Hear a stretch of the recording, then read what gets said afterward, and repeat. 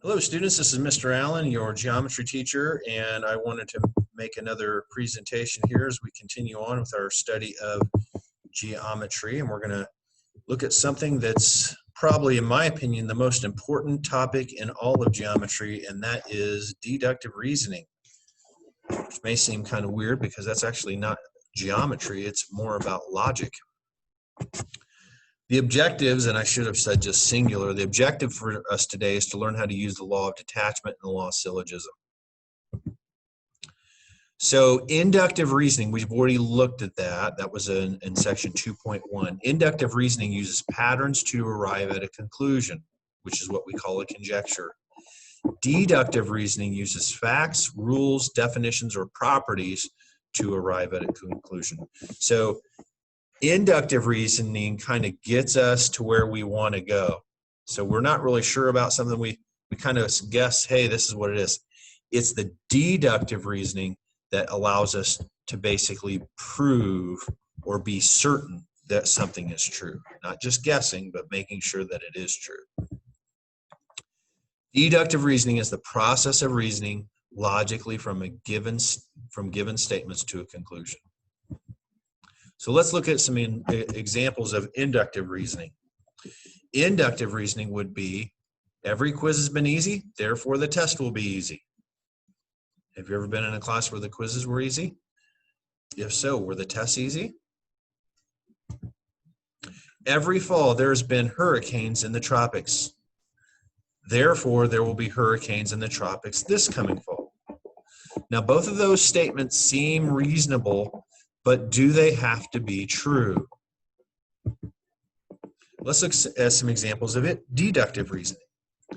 A catalog states that all entering freshmen must take mathematics placement test.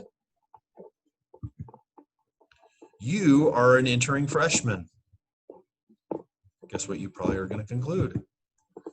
You have to take the mathematics placement test because guess who has to take it? All entering freshmen. You are an entering freshman, therefore you have to take the placement test.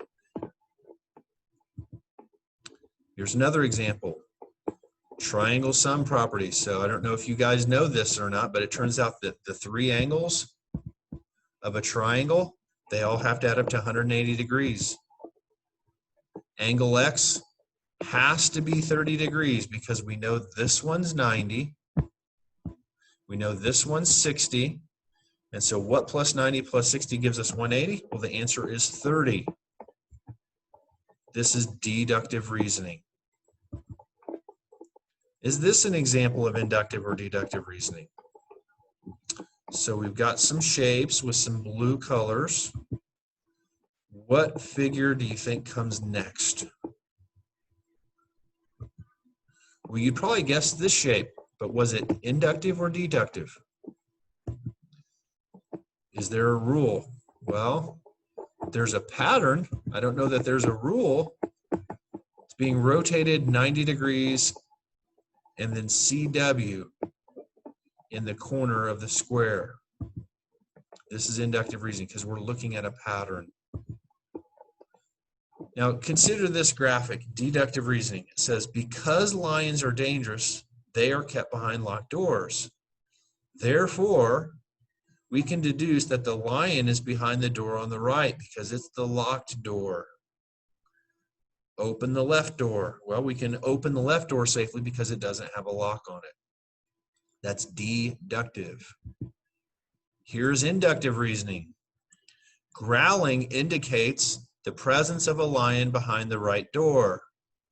Therefore, infer the lion is behind the right door. Growling door.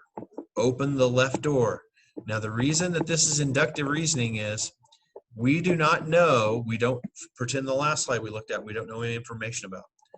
We don't know that there might be something else behind that right door growling at us that isn't a lion. And it could be that there's a lion in the left door that doesn't growl. So this could lead us to some trouble. Deductive reasoning is when you start from things that are assumed to be true and draw conclusions. For example, all dogs have a tail. Buddy is a dog. Guess what the conclusion is? Therefore, Buddy has a tail. We could even look at an algebraic example. We're given this very ugly looking equation.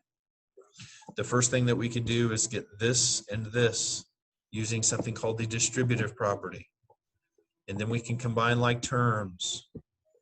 And then we can subtract stuff to one side or the other, and then we can divide. Those are all deductive steps that guarantee us that the answer is 2, x equals 2. So here's our first law, the law of detachment. The law of detachment is the following. If the hypothesis of a conditional statement is true, then the conclusion is true. So for example, if P arrow Q is true, we know P is true, we can conclude that Q is true. You can use this law to provide conclusions to statements. So let's look at some examples. So if M is the midpoint of a segment, then it divides it into 2 congruent segments. So now let me say that I'm telling you, which is the word given, I'm telling you that M is the midpoint of segment AB. What can you conclude? Well, based on this true conditional statement up here, it says if M is a midpoint of a segment, then it divides it into 2 congruent segments. Well, if M is the midpoint here, we can conclude that M divides the segment AB into 2 congruent segments. That is an example of the law of detachment.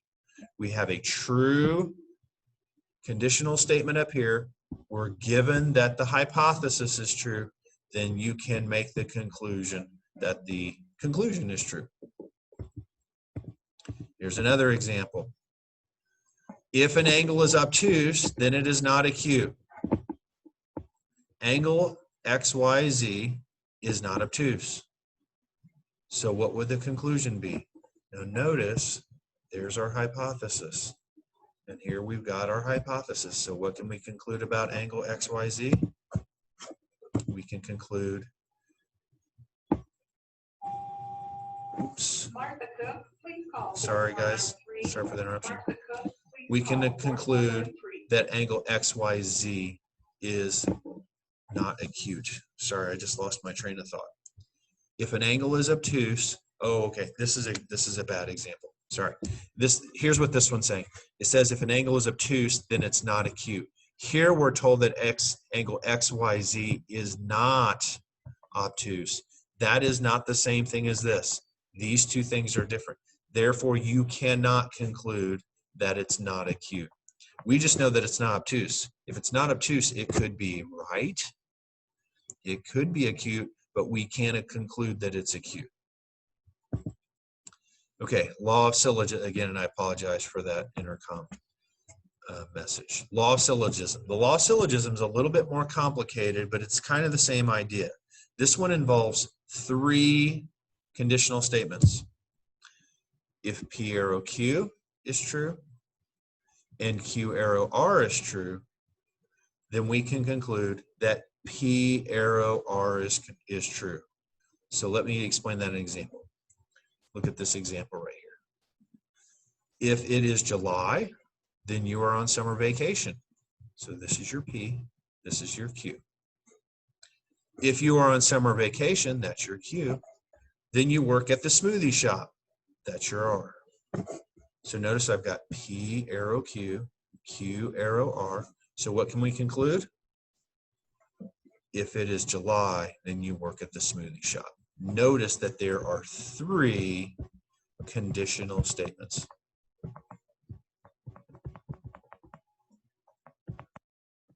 3 of them.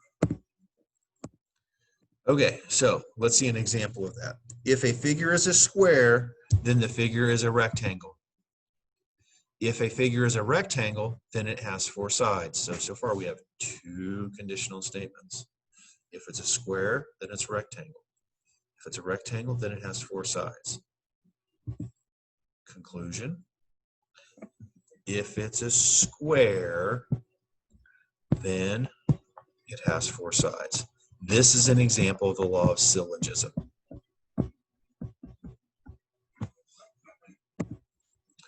If you practice your math, then you will get good grades. If you get good grades in math, you will pass the class. So let's see here. So this is our P, this is our Q. If you practice math, you get good grades. If you get good grades in math, that's like Q there, then you will pass the class. So that's like R. So what's our conclusion going to be? If you practice your math, then you will pass the class. So again, notice that it's connecting these two guys. Okay. And here's our lesson check. These are some questions that you could pause and ask yourself, but we're going to go ahead and stop there because I know we've got to be over 10 minutes. Have a good day.